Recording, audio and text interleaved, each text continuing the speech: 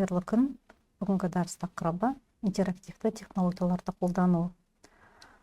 Қарастырылатын сұрақтар: қашықтықтан оқытуға арналған веб-конференция және онлайн платформалар, дене белсенділігі мен денсаулықты қадағалауға арналған мобильді қолданбалар мен бағдарламалық қамтамасыз ету және білім беру мен оқытуға арналған ойын технологияларын модельдеу.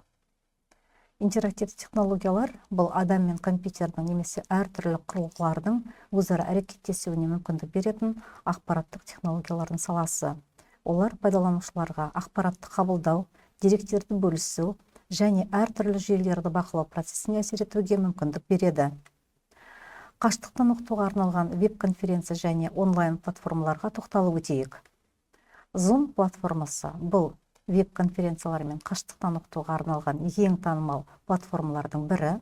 Zoom жоғары сапалы бейнеконференцияларды, хабар алмасуды, оқу мүмкіндіктерін және басқа да мүмкіндіктерді ұсыналады. Microsoft Teams бұл Microsoft корпорациясының бейнеконференциялар, хабар алмасу, құжаттармен бірлесіп жұмыс істеу және байланыспен оқытуды ұйымдастырудың басқа құралдарын ұсынатын интеграцияланған платформа. Google Meet бұл Google календар, Google Drive сияқты басқа Google қызметтерімен пайдаланудың қарапайымдылығы мен интеграциясын ұсынатын Google бейнеконференция құралы. Келесі платформа бұл Cisco Webex бұл бейнеконференциялар, хабар алмасу, құжаттармен бірлесіп жұмыс істеу мүмкіндіктері және тағы басқа сияқты көптеген мүмкіндіктерді ұсынатын веб-конференциялармен бірге жұмыс жасау платформасы. Adobe Connect бұл виртуалды кездесулер мен оқыту платформасы, өзара әрекеттесуге, интерактивті мазмұнды құруға және оқу сессияларын басқаруға кең мүмкіндіктер ұсынады. Moodle бұл онлайн курстар құруға, оқу мазмұнын басқаруға, студенттерді бағалауға және тағы да басқа мүмкіндік беретін ең танымал ашық оқытуды басқару жүйелерінің бірі. Келесі дене белсенділігі мен денсаулықты қадағалауға арналған мобильді қолданбалар мен бағдарламалық қамтамасыз ету құралдарына тоқталып өтейік. Fitbit бұл белсенділікті бақылайтын құрылғылардың танымал бренді. Сонымен қатар олар өз құрылғыларымен синхрондалатын мобильді қосымшаны ұсынады. Қолданба қадамдар санын, тұтынылатын калорияларды, ұйқы сапасын және тағы басқаларын бақылай алады. Apple Health бұл қадамдар, қашықтық, тұтынылатын калория және басқа деректер сияқты денсаулық пен белсенділіктің әртүрлі параметрлерін автоматты түрде бақылайтын Apple құрылғыларына арналған қолданба. Ол басқа қолданбалармен және құрылғылармен біріктірілуі мүмкін.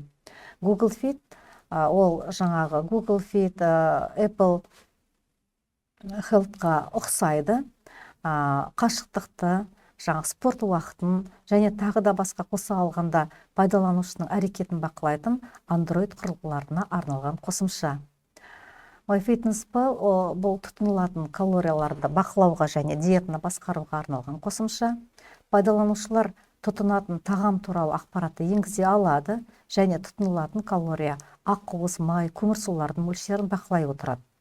Strava негізінен жүгіру және велосипед түріндегі физикалық белсенділікті бақылауға арналған. Пайдаланушылар жаттығуларын жаза алады, сонымен қатар басқа қатысушылармен бәсекелесе алатын және олардың нәтижелерін талдай алатын қызметі бар. Runkeeper бұл жүгіруді, велосипедті және физикалық белсенділіктің басқа түрлерін бақылауға арналған тағы бір танымал бағдарлама. Ол GPS бақылауды, жаттығу статистикасын және тағы басқаларын ұсынады. Келесі білім беру мен оқытуға арналған ойын технологиялары мен модельдеу үлгілеріне тоқталып өтетін болсақ, ойын технологиясы мен модельдеу білім беру оқуда маңызды рөл атқарады. Білім алушыларға материалды үйренудің интерактивті және қызықты тәсілдерін ұсынады. Олардың салаларда қалай қолданылуының бірнеше жолдарына тоқталып өтейік. Оқыту ойындары. Ол ойындар белгілі бір дағдылармен білімге үйрету үшін арнайы жасалуы мүмкін.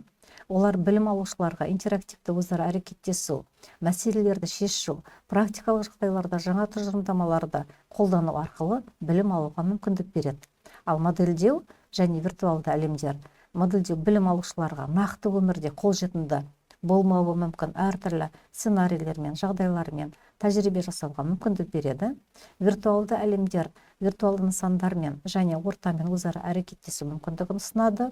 Бұл әсерсе практикалық тәжірибені қажет ететін оқытуда пайдалы болуы мүмкін. Оқу процесіндегі ойын элементтері ұпайлар, жетістіктер, деңгейлер және рейтингтер сияқты ойын элементтерін қолдану білім алушылардың ынтасын арттырып, олардың оқуға қатысуын ынталандыруы мүмкін. Ал модельдеу және визуализация модельдеу білім алушыларға күрделі ұғымдар мен құбылыстарды визуализациялауға мүмкіндік береді, оларды қолжетімді және түсінікті етеді. Бұл әсіресе ғылым, техника, математика сияқты салаларда пайдалы болуы мүмкін.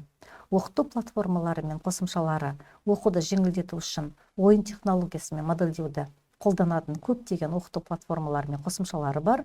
Олар мазмұн мен әрекеттердің кең ауқымын, сондай-ақ оқытуға жекелендірілген тәсілдерді ұсынады.